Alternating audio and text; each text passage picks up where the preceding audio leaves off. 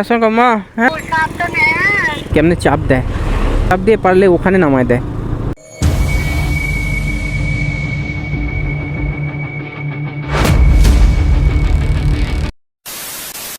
আসসালামু আলাইকুম everyone, welcome to my YouTube channel on Facebook page. বাসা থেকে বের হয়েছি, এখন যাচ্ছি ঢাকায়। ঢাকায় হচ্ছে আমার ফ্যামিলি থাকে। সবাই জানেন আমার বাড়ি হচ্ছে নাটোরে, এবং আমার ফ্যামিলি অর্থাৎ আমার বাবা মা এবং ছোটো ভাই সবাই থাকে ঢাকায়। সো বাসা থেকে বের হয়ে গেছি, এখন ঢাকার উদ্দেশ্যে রওনা দিলাম। ঢাকায় যাচ্ছি, একটা লম্বা ছুটি পেয়েছি, সেই ছুটির জন্যই এখন ঢাকার দিকে রওনা। মায়ের সাথে কিছু সময় না কাটালেই নয়, জীবনের কর্মব্যস্ততা থাকবে কিন্তু পরিবারের সাথে সময় কাটাতে হবে। সো সেই প্রেক্ষিতেই বাসা থেকে বের হয়ে গেছে। কোনপাড়ার এই জায়গাটা নিয়ে একটা ভিডিও করছিলাম, সেই ভিডিওতে দেখাইছিলাম যে রাস্তার অবস্থা খুব খারাপ। মানে ভিডিও দেখে আবার পরে ঠিক করছে কিনা জানি না, বাট আলহামদুলিল্লাহ পরে রাস্তাটা ঠিক করা হয়েছে। বেশ কিছুদিন হয় নাই, রাস্তাটা ঠিক হয়ে গেছে। এখন এখানে দাঁড়াবো, আমি উঠবো এখন হাইওয়েতে। সো বাসা এবং গিন্নিকে ফোন দিয়ে অবশ্যই একটু জানিয়ে দিতে হবে যে হাইওয়েতে উঠবো, এরপর একটা ব্রেক দিব। এখন হাইওয়েতে উঠলাম মাত্র। ঠিক আছে, সব ভালো যাবো। আসসালামু মা। হ্যাঁ, এই বনপাড়াতে এখন হাইওয়েতে উঠবো, আমি মাঝখানে ব্রেক দিয়ে ফোন দেবো না। আচ্ছা ঠিক আছে, সাবধানে চলে আসবো না। ওকে, আল্লাহ হাফেজ। সো বাসায় জানাই দিলাম। এটা হচ্ছে হাইওয়েতে যখন মুভ করব তখন এটা আমি সবসময় করি, এবং এটাই কিন্তু নিয়ম। বিসমিল্লাহির রহমানির রহিম। এখন যেহেতু হাইওয়েতে উঠতেছি, খুব সেফলি রান করতে হবে আমাকে। এটা হচ্ছে বনপাড়া বাইপাস, এখান থেকে আমি এখন ডানে চলে যাব। আমাদের এই বামে চলে গেছে হচ্ছে রাজশাহী, আর এদিক দিয়ে আমি যদি আবার বামে মোড় নেই, এটা হচ্ছে ঢাকা। সো আমার এখান থেকে ঢাকা 195 হাইওয়েতে উঠে গেছি, এবং খুব সেফলি রাইড করে আমি ইনশাল্লাহ চলে যাব। আমি খুবই টানাটানি করি না, 70-80 স্পিডে ইনশাল্লাহ চলে যাব। সুন্দর একটা রাস্তা, এই রাস্তাটা দেখেন, দুই পাশে গাছ, মাঝখান দিয়ে রাস্তা এবং চলন বিল দেখতে দেখতে যাওয়া। এত সুন্দর রাস্তা আসলে আর কোথাও নাই।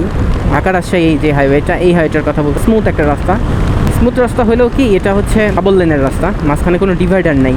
যদি 4 লেনের রাস্তা হতো একটা নিশ্চিন্ত থাকা যেত, কিন্তু এটা হচ্ছে 2 লেনের রাস্তা। সেক্ষেত্রে যেহেতু ডিভাইডার নেই, আমাকে বিপরীতমুখী গাড়ির সাথে পাল্লা দিয়ে তারপরে চালাতে হবে, সেফটি সিকিউরিটি মেনটেন করে চালাতে হবে, কারণ বিপরীতমুখী গাড়ি আমার সামনাসামনি চলে আসতে পারে। কারণ এই মাঝখানে যদি ডিভাইডার থাকতো তাহলে আমার টেনশন ছিল না, সে ডিভাইডার ক্রস করে তো আমার কাছে আসবে না।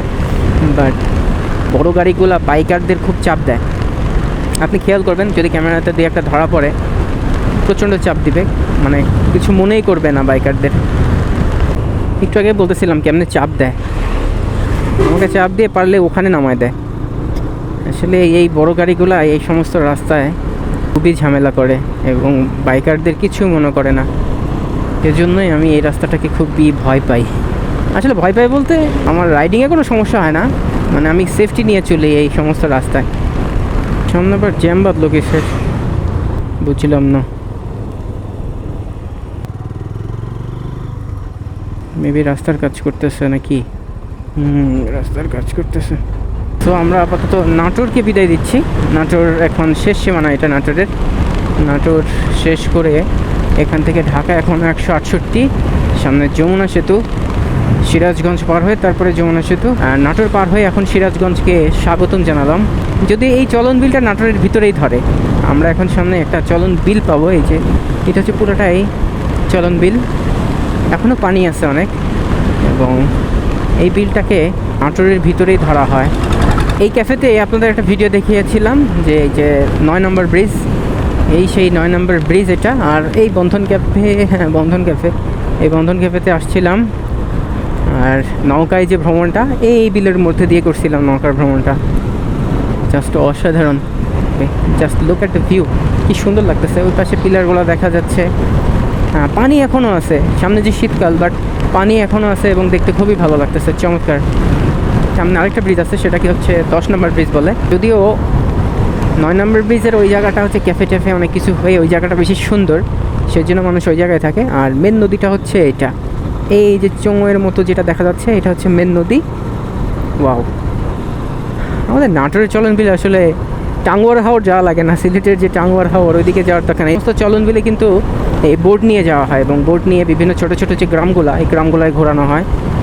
আর নাটোরের সৌন্দর্য আসলে বলে শেষ করা যাবে না, অনেক সুন্দর আমাদের নাটোর। স্যার নাটোরকে বিদায় জানাচ্ছি, এখন সামনে সিরাজগঞ্জ, তো সেখানে গিয়ে আবার ক্যামেরাটা অন করবো। সিরাজগঞ্জের কোনো সৌন্দর্য যদি ক্যামেরায় ধরা পড়ে সেক্ষেত্রে সেটা দেখাবো। আল্লাহ হাফেজ। To the city streets, we began to feel the fire. We rise like tall buildings as the chemicals that take us. বুঝলাম না কোন দিক দিয়ে কোথায় যাব। এখানে তো ডিভাইডার করে ফেলছে, সিরাজগঞ্জ বাইপাস তো আর চেনার মতো উপায় নেই। আর ঢাকার রোড কোন দিক দিয়ে? ঢাকার রোড, ঢাকা ওইদিক ঘুরে আসতে হবে না? আচ্ছা ঠিক আছে, আমরা আগে যে সোজা চলে যেতাম, এখন আর সোজা যাওয়ার কোনো উপায় নেই, একটু ঘোরাই দিছে। কোন দিক দিয়ে যাচ্ছি? বামে গেলে হচ্ছে বগুড়া, রংপুর, আমরা ডান দিক দিয়ে চলে যাব। এখন আমরা সিরাজগঞ্জ বাইপাস ক্রস করতেছি। এখন আর কোনো ভয় নাই তেমন, কারণ এখন হচ্ছে মাঝখান দিয়ে ডিভাইডার আছে, এই যে ডিভাইডারটা দেখা যাচ্ছে। সো অপোজিট গাড়ি আমাকে আর আমার লেন ক্রস করবে না, আর এই lane, first lane, second lane ধরে আমি সুন্দর স্পিডিং করে চলে যেতে পারবো। সামনে হচ্ছে যমুনা সেতু টোল প্লাজা, সেখানে টোল দেব 50 টাকা। 50 টাকা টোল দিয়ে যমুনা সেতু ক্রস করে একটা ব্রেক নেবো ইনশাআল্লাহ। সামনে টোল প্লাজা, চলে আসছি যমুনা সেতু। এটা হচ্ছে বাইপাস একটা, সামনে গিয়ে আগে টাকাটা বের করতে হবে। এই জায়গা আগে বের করে নিই, বামে সাইড করে টাকাটা বের করে রাখি, দিয়ে যেন অপেক্ষা করতে না হয় এবং মানুষকে যেন বিরক্ত না করি আর কি, সেই জন্য টাকাটা আগে বের করে রাখতে হবে।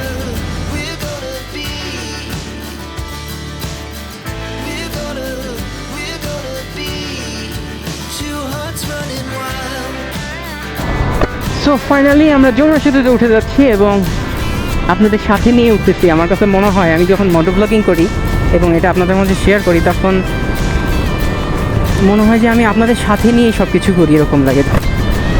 যমুনা সেতুর এই হচ্ছে ভিউ, আমার কাছে যমুনা সেতু জোস লাগে। এবং এখন সময় 2:04। আর ওই পাশে হচ্ছে ট্রেনের লাইন, ট্রেনের লাইনটা এখন ওই পাশে ডিভাইডেড করে দিছে, এর জন্য যমুনা সেতুটা আগের থেকে এখন একটু টেকসই হবে এবং আরও বেশি মজবুত থাকবে, অনেক দিন যাবে যমুনা সেতুটা। কারণ ট্রেন চললে ট্রেনের ওয়েট বেশি, এবং ট্রেন চললে যেটা হয় সেতুর উপরে ঝাঁকি খায় বেশি এবং শেকের কারণে সেতুর ক্ষয়ক্ষতির পরিমাণটা বাড়ে।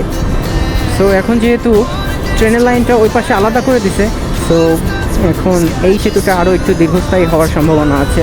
এই সেতুটাকে রক্ষা করার জন্য পাশের এই লেনটা করা, অর্থাৎ ট্রেনের লাইনটা, ট্রেনের সেকশনটা আলাদা করে দেওয়া খুব দরকার ছিল এবং সেটা করা হয়েছে আলহামদুলিল্লাহ।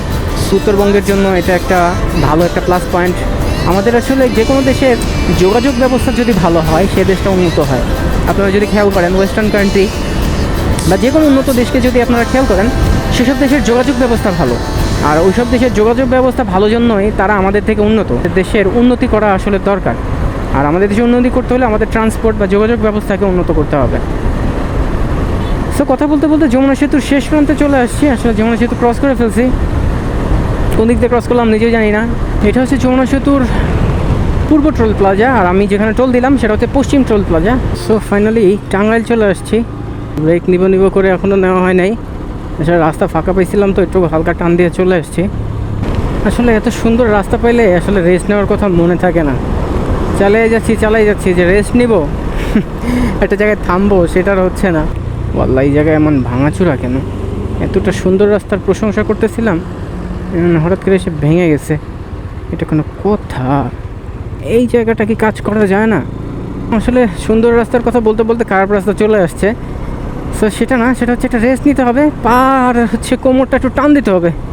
অনেকক্ষণ ধরে আসলে স্পোর্টস বাইক একটা না 100 কিলোর উপরে চালানো উচিত না আমার মতে, কিন্তু আমি অলমোস্ট 100+ চালাইছি, প্রায় 150 কিলোমিটার চালাই ফেলছি।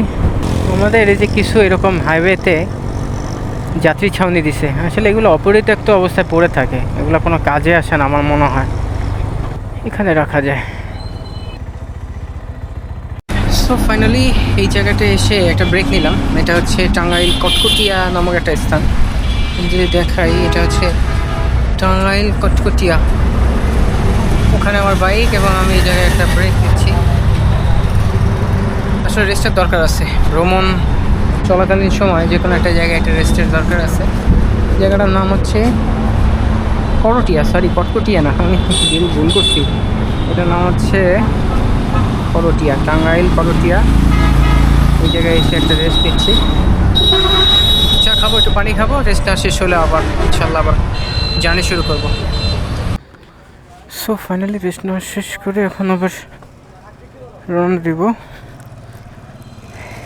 এখন সময় 2:54। সে ফোন দিলাম, সবাইকে জানাই দিলাম আমি এই পর্যন্ত আসছি এবং আবার মুভ করবো এখনই। তো রেস্ট নেওয়া শেষ করে আবার জার্নি শুরু করলাম। বিসমিল্লাহ। এখন আর কোথাও ব্রেক নিব না, একদম সরাসরি বাসায় চলে যাব। আশা করতেছি আর ব্রেক নেওয়ার প্রয়োজন হবে না। ক্যামেরাতে খুব একটা চার্জ নাই, ক্যামেরাটা একটু চার্জ দিলাম পাওয়ার ব্যাঙ্ক দিয়ে। 29% চার্জ ছিল। চার্জ দিয়ে বেশিক্ষণ সময় আসলে চার্জ দিতে পারি নাই, সেই জন্য চার্জও বেশি হয় নাই, 40%-এর মতো হয়েছে।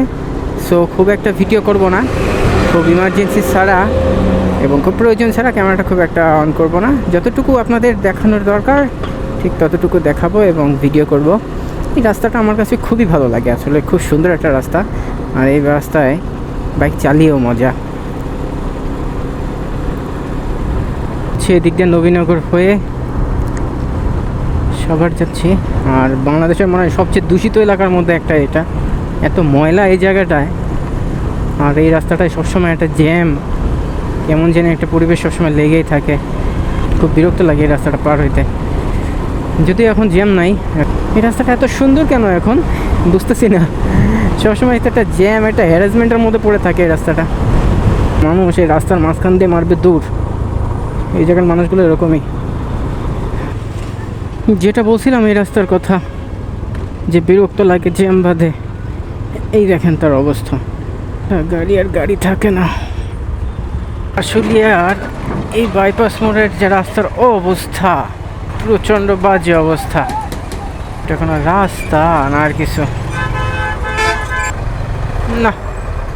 জীবন যৌবন তো এখানেই তেলেসপাতি হয়ে গেল। ফাইনালি মনে হচ্ছে জ্যামটা ছুটছে।